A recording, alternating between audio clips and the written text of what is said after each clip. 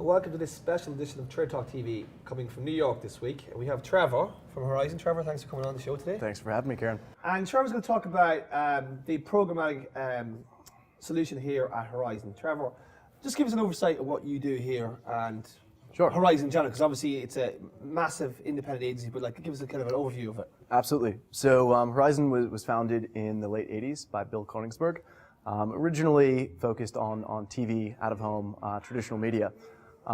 In the early mid-2000s, we started developing a digital practice, and within the past 3 years have created a programmatic agency within an agency that we call HX. Yeah. It stands for Horizon Exchange. I actually just learned this about 2 weeks ago. HX.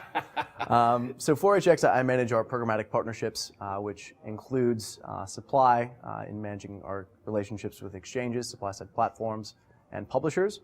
We also have partnerships with over 60 different data providers, and we license 12 different DSPs. 12? Wow. 12. We'll come back to that in a few minutes. So there's been a lot of interesting sort of developments in the trading desk ecosystem and agencies, holding groups in particular, roll them out as a means to sort of capture new revenue opportunity, maybe cut out the ad networks, if you will. But you've taken a different approach. And so talk about your model versus the holding group model, because we see, the likes of Zaxxas sort of evolving into an M platform and all that kind of stuff. So just talk about how you guys approach programmatic and how an agency like this sees it as an opportunity to help their clients. So coming into the market a little bit later than the early folks like Zaxxas or Cadreon gave us an opportunity to, plant a flag in the ground and say we are completely, from our foundation, transparent. And I think that was 3 years ago, was around the time that the whole non-transparency, kickbacks, ludicrous margins, conversations started happening. Pre-ENA report, basically. Pre-ENA, but ended up leading up to the ENA report, which I think exposed a lot and even put us in a better position. So we were founded off of this philosophy that transparency is good. And since, in the past 3 years, we've done everything from exposing all of our partners down to sending our log level files for every client to third parties for independent assessment and verification. We're also transparent with our margins, which I think is incredibly important. So let's talk about differentiation, right? You have a lot of the holding groups either building their own tech or having strategic arrangements with various ad tech clients.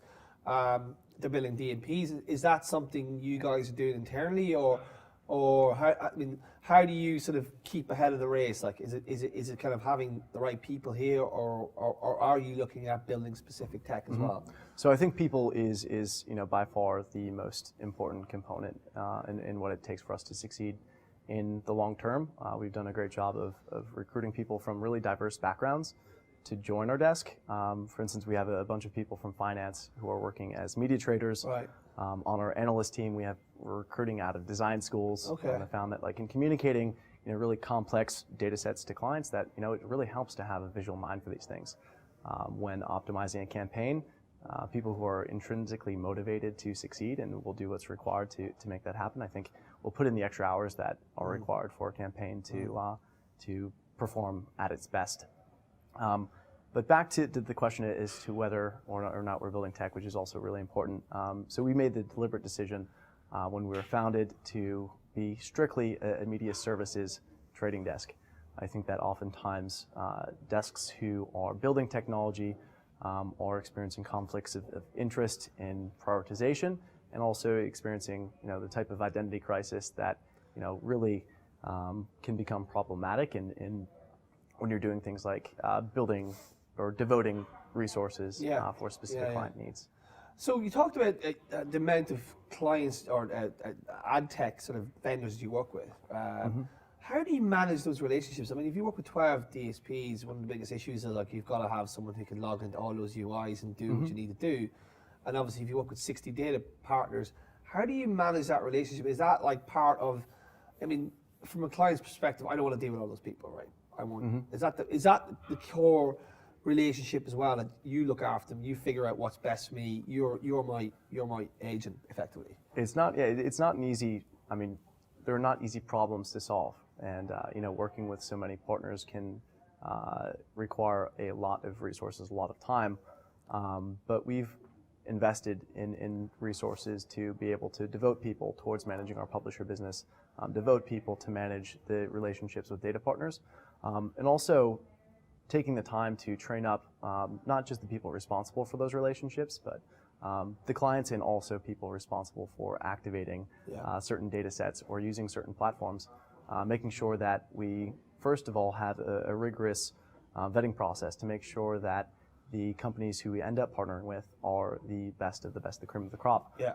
And then once they're vetted through and approved, making sure that they're onboarded in a fashion where their value proposition is understood by everyone across the organization, to where a trader could speak to an individual data provider to its merits above somebody else if a client asks. So in terms of, like, obviously we're seeing a lot of upheaval in the ad tech space, like we're seeing companies sort of fall over, valuations collapse, and we see other companies do well. When you choose ad tech partners, what is the sort of criteria? What's the thing that actually gets you? What top of your list? What are you looking for? I mean, New York obviously is the home of ad tech in many ways. There's a lot more ad tech startups here, but I'm sure your door gets knocked on quite a lot. So what sort of is the type of thing at the minute that you are looking from an ad tech vendor? I think in the basic statistics of a company, how long have they been around? Right. How much of or how many of their employees are engineers versus data scientists versus salespeople? Anytime that there are more salespeople than any of the other two, is sort of an early indication that an ad tech company isn't really focused on technology, servicing a solution. So you're not looking for an arbitrage entity. You're looking for something that is actually of value, whether it's data activation or unique supply or being able to sort of use your data itself. Yep, I'd say differentiation, any sort of propriety in technology, patents are something that one of the early questions that we ask, along with those basic business stats, and then the use cases. Like we want, if a partner's coming in, we want them to have a basic understanding of our business. We want them to have done their homework. If they haven't conducted due diligence before talking to us, then it's an indication that they're not going to be up to spec in servicing our clients and our desk in the way that they need to. Yeah. So Horizon's obviously a massive TV buyer, and it feels to me that the trading desk that you have here is in a unique position to help your TV buyers plug into that data-driven entity. So talk a little bit about how you're approaching this, how you work with clients, and the kind of unique ecosystems around TV and video. Yeah, so TV and video are really interesting because they've existed as two separate ecosystems for the longest time. I mean, since TV buying started. And even organizationally, there are still barriers that prevent us from being completely integrated across all TV and all video. But we're getting to a point, especially with the development of an advanced TV team at Horizon, which has been around for a couple of years now, and some initiatives and integrations with our teams. We're getting to a place where we're thinking about video as video. Right. Whether that's someone seeing a video on a television screen or whether they're watching it on their laptop or tablet. We're trying to optimize and reach audiences wherever they are. And it's especially important for brands who have younger audiences who are largely cord cutters, and video environments are really the only environments to find them in. Yeah. So now we're moving in both directions, towards each other. I'd say that digital video buying is becoming more like TV buying. TV buying is becoming more like digital video buying. But like, there's still a clear differentiation between linear TV and cross-device or data-driven video, if you will. There is, but you can look at digital video buying, even programmatic digital video, as being an extension of TV, and I think that's where we see what's driving the majority of dollars in 2017 that are focused on this sort of programmatic TV space, and programmatic OTT. So yes, we do in many cases have the ability to cherry pick users, and that's important, but so many, like all of these budgets are going towards reach and hitting a GRP. And when we can reach, that audience, that's probably going to be incremental to the folks who are tuning in on a traditional linear cable television, and then be able to, on the back end, look at the reporting, make sure that the inventory that we're seeing through a digital video buy or a programmatic TV buy is consistent with the package that was sold to us in an upfront. So that's really important. I'm curious though. I mean, linear TV always fascinates me. Is there like a media plan? Is it an IO based plan similar to digital, or how so I'm kind of saying, how does the relationship work with you? I mean, your relationship with your digital display and video is kind of different from your TV. Is it a case that you're more informed in the process, going, guys, this is how we can do it better, this is how we get better reach, or is there a specific plan that you're on, and you're sort of how does that work? So we're working with digital video teams who are now integrated, very deeply with the TV teams. So there's still, I'd say, the bridge between TV, traditional TV, and programmatic is that digital and the digital video component. So we're working really closely with the teams who are negotiating a digital video upfront as a package, and making sure that our clients are receiving programmatic rates within all of those upfronts that are being negotiated. And for these clients, programmatic isn't something that's like a separate channel or used for specific audience targeting. Inform the whole process. It's to inform everything. So when we're able to take 10 to 20% of a digital video plan and put that through the programmatic pipes, we get a lot more information than we'd be getting through the ad server, and we can use that for negotiations. Is that a case of that the brands, your clients, want that more than ever because it's able to inform the process? If I know my audience here, I'm going to spend less money there, and it's less of wastage and efficiency.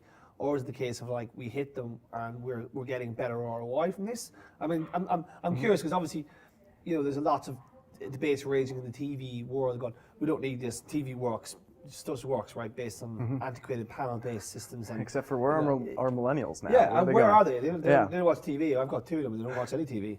I don't even want to watch it. But it's.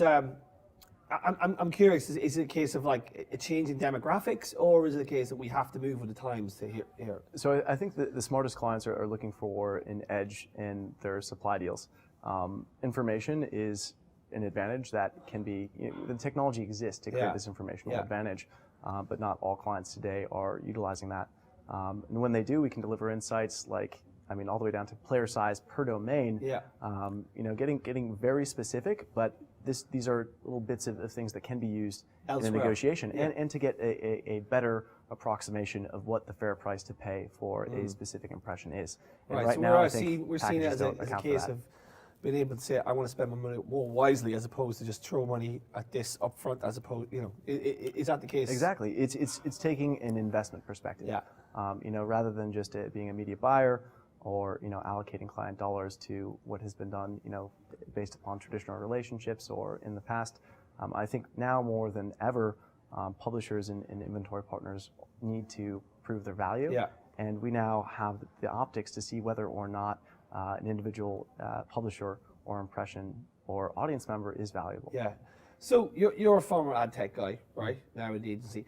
What's your sort of outlook for 2017? How do you see the ad tech ecosystem? Because obviously there's a lot of interesting stuff going in. We've seen Rubicon up for sale, and the SSPs are kind of like evolving the models, and a lot of data activation. Data companies are kind of becoming, getting acquired by MarTech. But how do you see that whole space evolving? And what way would you like to see it evolve? Like from a big buyer's perspective, how would you like that space to evolve? So I think that we've seen a bifurcation now between, especially in the data space, on data companies who are focused on building the best data sets and making them as, I guess, fluid as possible, and connecting them with multiple outputs.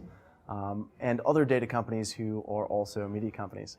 So any data company who is activating media, and that is a significant portion of their revenue or business, I think in the long term, it's a less sustainable model than someone who's focused exclusively on data. And having that focus allows a company like a Factual or like an AdBrain to focus all of their resources on building the best data set possible, and connecting that with as many outputs as possible, which helps us do our jobs, which is find the right media. So you find that the data companies, or data first companies in ad tech, next evolution, are the future, basically, because they help people like yourself figure out all this, because you're obviously pulling, as a programmatic team, you must be pulling data from everywhere, and you're going, okay, how do I make sense of this? Or how do I do more cross-device without giving Google and Facebook 100% of my budget, basically?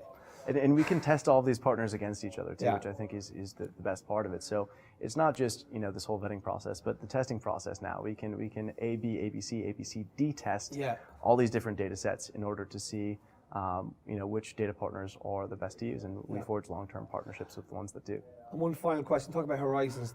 The horizon for Horizon, if you will, in 2017. What's the big sort of area of focus for you this year? I think programmatic TV. Right. We've talked a lot about it in the past. I think that 2016 saw some of the first and largest programmatic guaranteed activations in the digital video space. But now, I mean, especially after this most recent holiday season, I mean, almost everyone has an internet-connected TV. So on the inventory side, I think that the business is starting to mature. It's getting interesting. Getting to a point where we can actually scale out targetable audiences. The piece that's missing, which I hope will be filled this year, is measurement for programmatic TV and on OTT environments.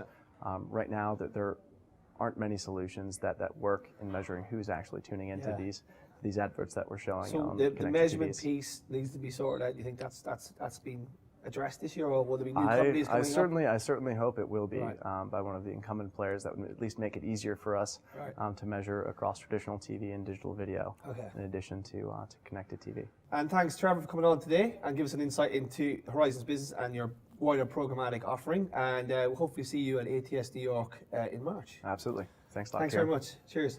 And that was Trade Talk TV, and we'll see you next time.